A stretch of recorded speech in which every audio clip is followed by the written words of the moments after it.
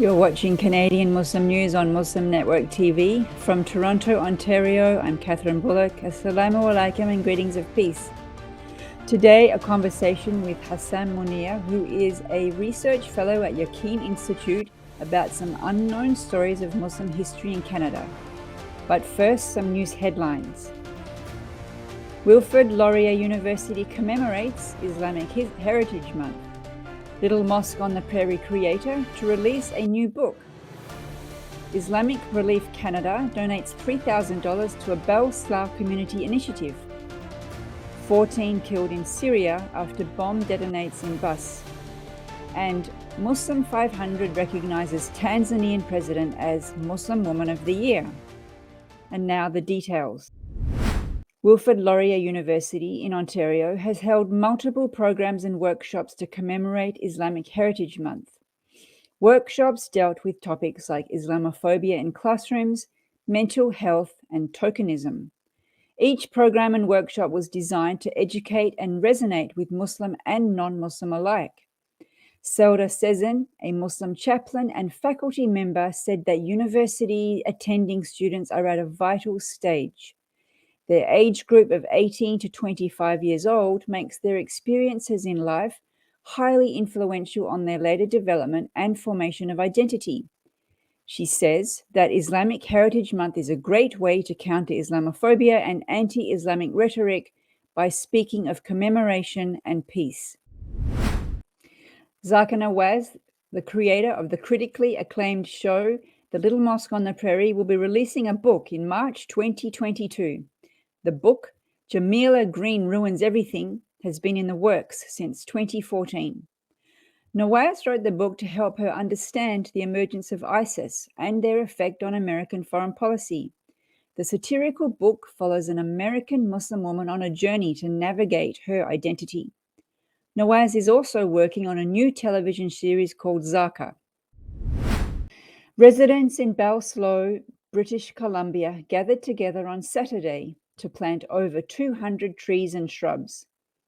The slough was in rough condition due to invasive plants and low water levels. The greenery was planted in hopes to bring back native animals and plants to the slough. The money to buy the trees came from the $3,000 donation from Islamic Relief Canada. The organisation supported the Bell Slough initiative as it was a local community-driven effort. With 30 of the local residents came out of their homes armed with garden gloves and shovels, ready to lend a hand. 2 bombs planted on an army bus in central Damascus were detonated early in the morning today, killing 14 people. This was the worst such attack in the capital in 4 years, the state news agency SANA reported. There was no immediate claim for the bombing. Images released by SANA show first responders searching the charred carcass of the bus. A bomb squad was defusing a third device in the same area. Salman, a fruit vendor within the city, said that we hadn't seen violence of that type in a long time. I hope this will be the last bombing. The attack was the deadliest in Damascus since a bombing claimed by the Islamic State on the Justice Palace in March 2017 that had killed at least 30 people. And finally, the Muslim 500 has named Tanzanian President Samia Suluhu Hassan the Muslim Woman of the Year for 2022. Suluhu Hassan received this acknowledgement for being the first female president of Tanzania. Suluhu Hassan is also one of the few female political leaders in Africa. She was sworn into office in March 2021 following the death of her predecessor, John Magufuli. Since then, Suluhu Hassan has taken significant actions to curb the spread of COVID in Tanzania.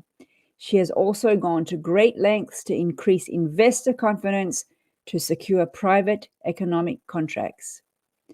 Other noteworthy mentions in this year's issue of Muslim 500 include Canadian Muslim scholar Ingrid Mattson and the former Mayor of Calgary, Naheed Nenshi. That's it for the news, and now our conversation with Hassam Munir on unknown stories of early Muslims in Canada. Welcome to the show, Brother Hassam. Assalamu alaikum. Walaikum salam, Dr. Kathy. It's good to see you again, and thank you for having me. It's our pleasure. I always thought I knew a lot about Muslim history in Canada until I came across you and your work, and then I realized I knew almost nothing. So we're very happy to have your expertise today.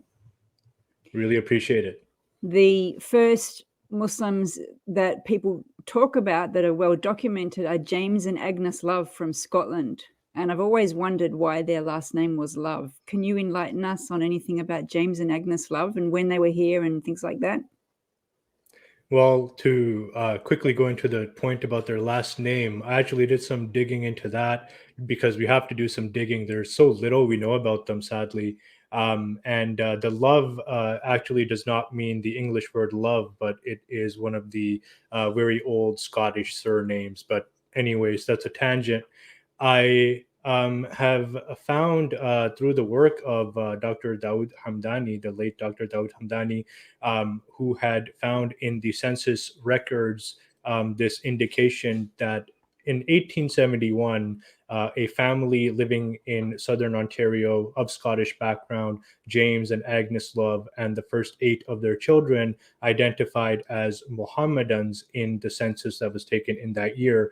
And they had arrived in 1854 or 1851 rather. Their first child had been born in 1854. So it gives us some indication of a sort of door that opens up of questions, more questions than answers. We don't know very much about their lives, but we do know that they identified as Mohammedans in that census.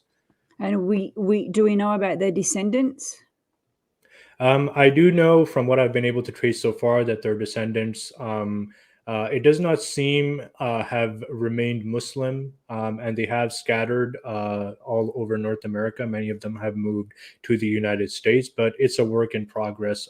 We don't really know very much about the family or even the loves that identified themselves as Mohammedans. Now, Muslim history is usually written out of Canadian history, but it seems that in our attempts to retell or uncover these stories of early Muslims in Canada, we're doing our own erasing. And sometimes people will say James and Agnes Love, the first Muslims in Canada, but it turns out that the first Muslims in Canada were more likely blacks from Africa, maybe coming through the slave trade. Some suggestions that they'd come in as long as 400 years ago from the Gambia.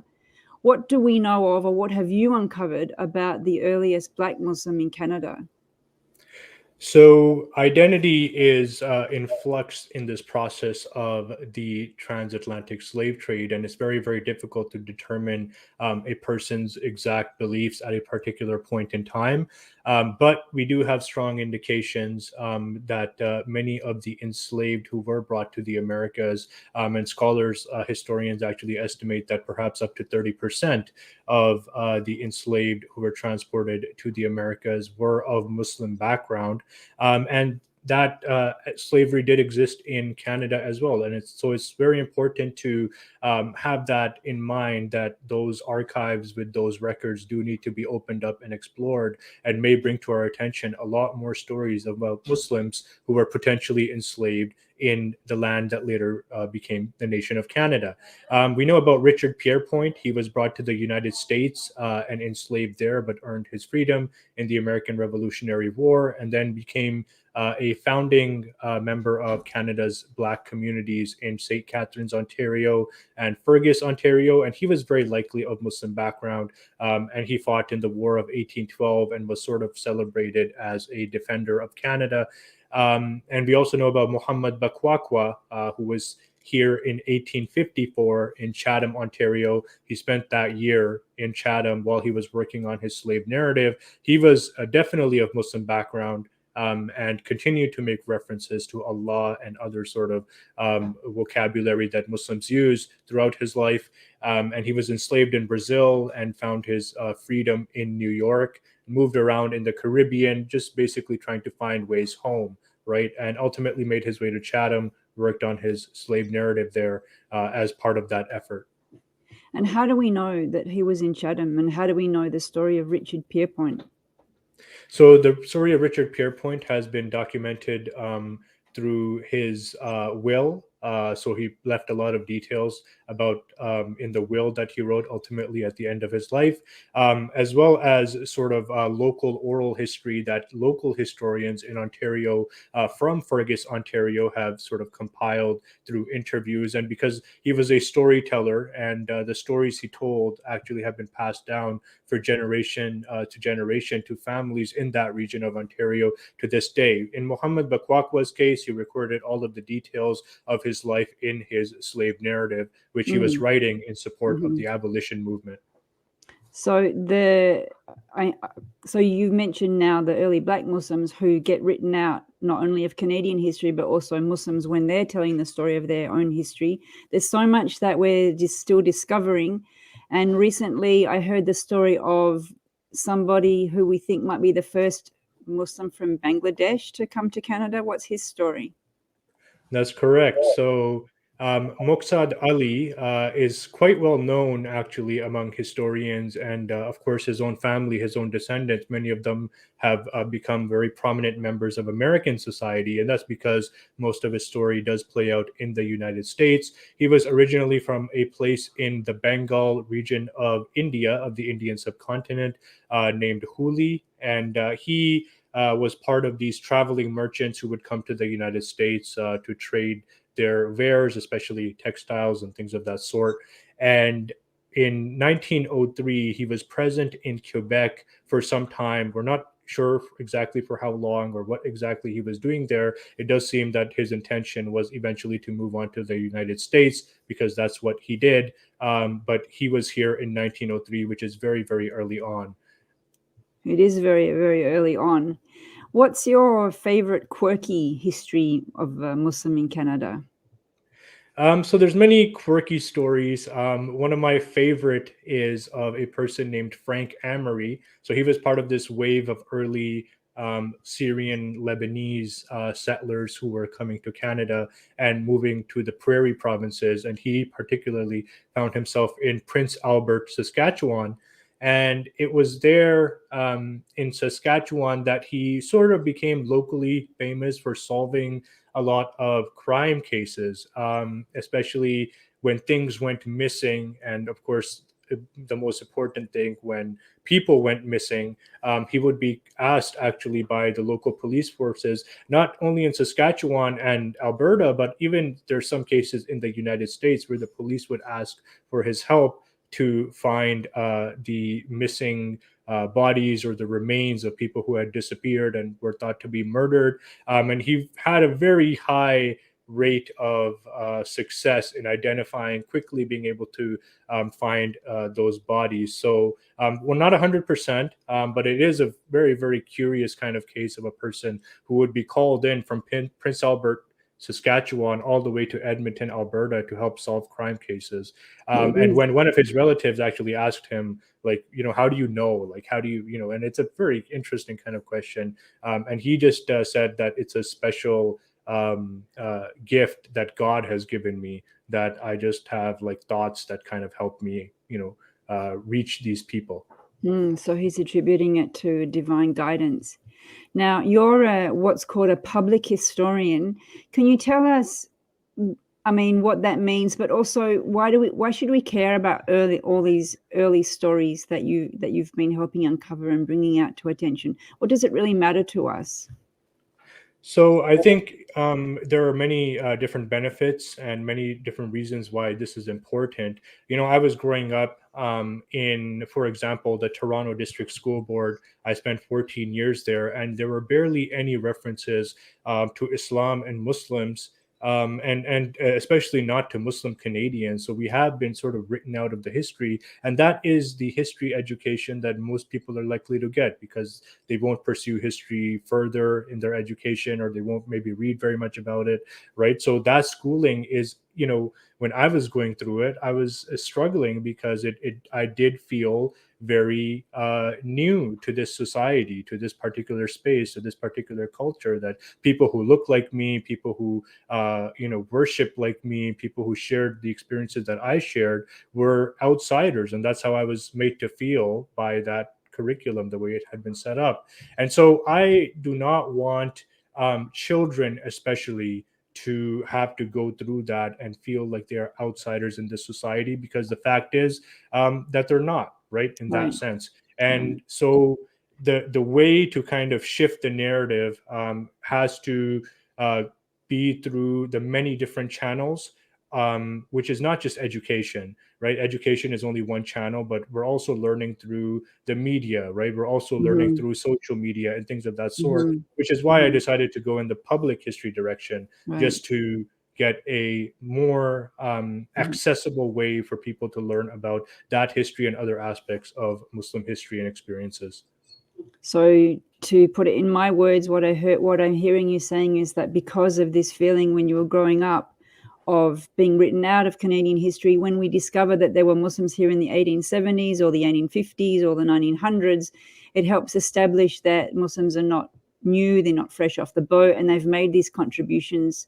And so you're part of the role that you're doing as a public historian is to try to bring this information out. And I guess it's a way to reduce anti-Muslim racism. I sure hope so. I sure hope we learn about each other and to realize how many shared experiences we all have as Canadians of all different backgrounds. Well, we really thank you for what you're doing, for that work, and for bringing these stories to light, and for joining us on the show today. Thank you very much. Thank you very much. Assalamu alaikum. That's it from us. You've been watching Canadian Muslim News on Muslim Network TV. Stay tuned for the next episode. Stay safe and God bless.